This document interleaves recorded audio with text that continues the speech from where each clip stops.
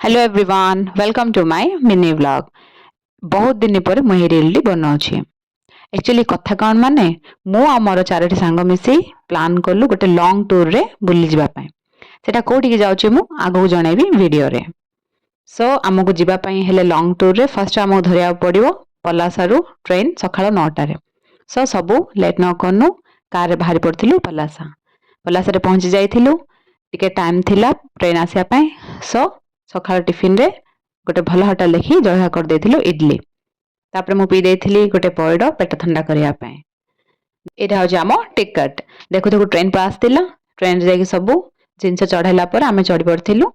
तापर देखु देखु टाइम हो जाइथिला लंच रो। तो आमे पेंट्री कार ऑर्डर दे देथिलु 5टी वेज मील। वेज मील बहुत जिंस आस्तिला जोटा कि वीडियो रे देखुथबो बहुत टेस्टी मध्ये थिला। खाई के मु टिके रेस्ट नै जाइथिली काई मते टिके टायर्ड फील होतिला बोली।